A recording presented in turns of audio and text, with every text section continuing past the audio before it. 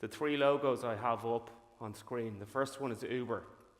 They own no cars, they don't employ any drivers, yet by market cap, they're recognized as one of the largest transportation companies in the world.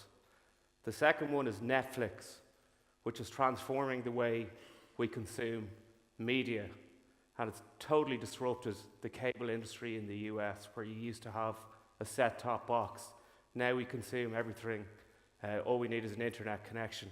The third one is Amazon. It's disrupting the retail industry, and until recently, it had no physical stores.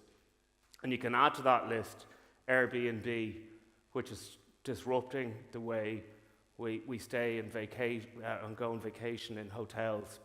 And again, it's recognized by market cap as one of the largest companies within that industry.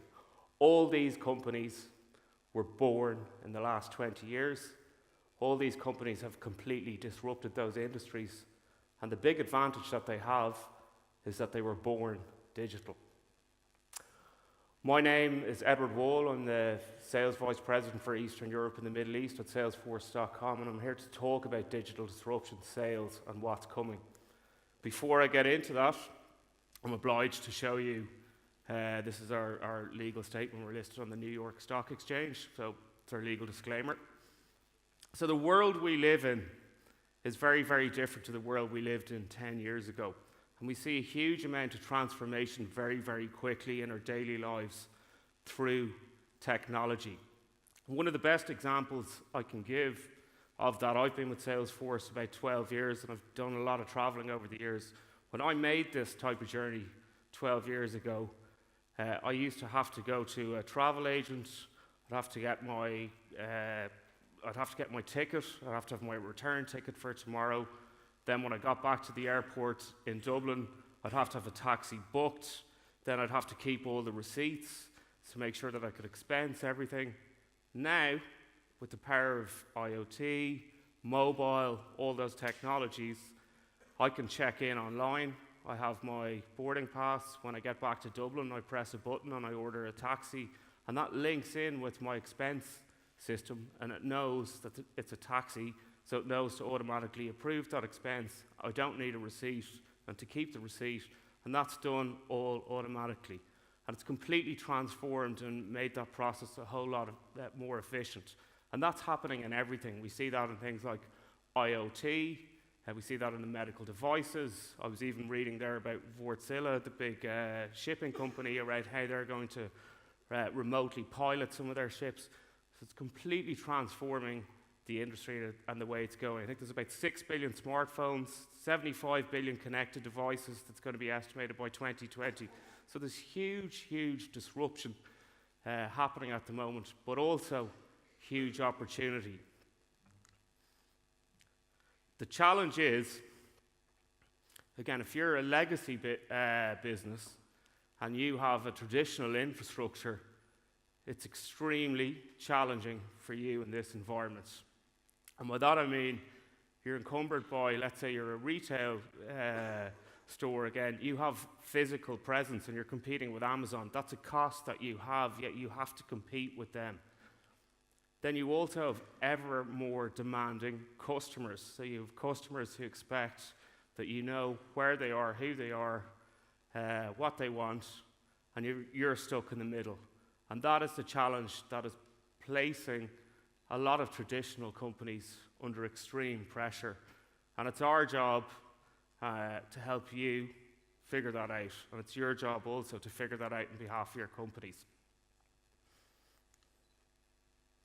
So truly, we believe here at Salesforce, we're now entering the age of the customer. And by that we mean a lot of the power that used to be on the side of the business is now on the side of the customer as well. And behind every interaction, behind everything that you do, when you have a connected device, when I'm booking my taxi, behind all those connections, there is a customer. And our customers, whether we're in business-to-business sales, business-to-consumer sales, they expect to have an amazing engagement with us so that your customers know that when you speak to your customers, you know who they are, what they want, where they want it, how they want it, and not just what they want now, but also what they're going to need in the future. And that's truly the way we see it actually moving. And that's going to be the next phase with AI, which is the big, big trend that we see coming, and I'm going to talk to you a little bit about that. So within the age of the customer, any industry can be disrupted. There are lower barriers to entry for all your competitors. We see it in all industries. If I think I do a lot of work also with financial services companies and fintech companies in the UK, they're disrupting the traditional ways of raising money, insurance, loans for both B2B and B2C. Manufacturing is being disrupted. All these industries are ripe for being disrupted with lower barriers to entry. And that's disrupting the way we also sell. Your buyers, the people who are looking to engage with your companies, are more connected to information than ever they ever were before. If I roll it back again 10 years and think about it, now companies, again, they have all these kind of social channels where they do a lot of research on your company before they even get to the engagement stage. They engage through communities on LinkedIn. It might be expert communities if I'm selling CRM around what are the best tools out there. They visit your website. They visit your competitor's website. So there's all this information out there for your potential customers and your existing customers to go out and find. And similar to what was said before, buyers are now about 60% through the process, through the sales cycle before they engage with the salesperson. And what we actually predict is this is going to accelerate even more over the next number of years. And we feel that this is going to be around, they're going to be 85% of the way through this cycle before they engage with the salesperson by 2020. That's really, really important for you to note, because you need to have tools that will allow you to engage with them and set you out as different and better, and make sure your customers are getting the correct messaging before they speak to a salesperson, because that's really what's setting the scene. It's also transforming sales as a profession and the face of sales. Sales is no longer really about pushing product. It's much more, or pushing solutions, very, very much driven on listening and engaging and guiding customers through. That's what your customers want. They want to deal with a helpful expert and guide who's going to guide them through all this huge volumes of data to make sure that they are getting good advice, that they've built trust, and ultimately that they see value in the solution that you're offering. So it has changed the way that we see the sales role viewed as well. The good news for sales professionals out there is we think, this is a survey we did of about 3,500 organizations. The good news for sales professionals is they're being more and more empowered within their own organizations. This is what this survey is essentially telling us. And 89% of high-performing sales teams feel this, that they have a much bigger seat at the table than they did 5 years ago around setting the strategy out for their companies, because they are closely engaged with the customer, they're close to the feedback of the customer, and also because that process is so important in defining the success of a company. So sales influence as a business influencer is growing within all businesses. Within that, one of the key trends we see for successful organizations and successful companies is they see that collaboration is absolutely key to that in B2B selling. So collaboration means, again, when we're engaging with these companies to sell, and when your business are engaging with companies to sell, it's not just one person. It's a cross-section of the team. It could be sales, it could be services, it could be the repairman, whoever it is. They all have a part to play in selling.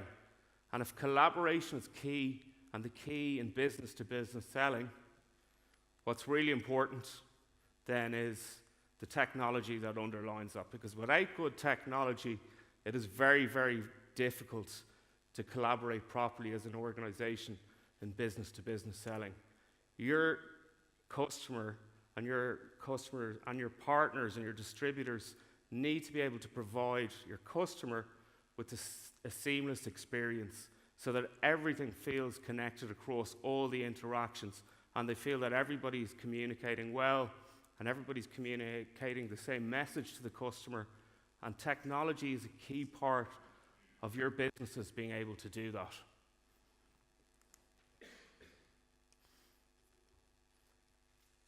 One of the big trends that we see as well is that a lot of salespeople, their time is spent on admin.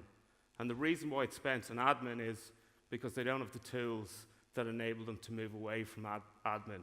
And the big way to bridge that is to have a strongly mobile-enabled sales team. Again, sales is about getting face time with your customers. That is still invaluable, and I don't see that ever changing. Obviously, we need to be able to do that at scale, but having the right mobile technology enables your team to maximize that. And that doesn't just mean giving your team a mobile phone. That means giving them all the information that they need to do business properly and to do well, whether it's your sales team, your service team, your channel partners, your distributors, that they have all that on a mobile app that allows them to connect everything and to have that consolidated view. And high-performing sales teams have, again, the stats prove this to us. When the teams that are doing really, really well, they have really, really strong mobile capabilities within their organizations. So they have been enabled by their IT departments to sell and to sell mobily and to engage with their customers. The third big trend that we see is, and this is going to be coming in more and more, is big opportunity is also artificial intelligence with sales. And it will free up reps to do what they do best by automating, recommending, suggesting around to your sales reps around how they should be engaging with your customers as well. And that's giving them, again, predictive responses around what the customer wants next, what you should be sending them, when you should be sending it to them, how you should be sending it to them. AI is going to help us do all that, and that's a huge opportunity for sales organizations out there to do that. And that's underway at the moment. We already have some AI-enabled customers that we're piloting at the moment with Salesforce Einstein. And that's what AI is not. Just a bit of humor for you.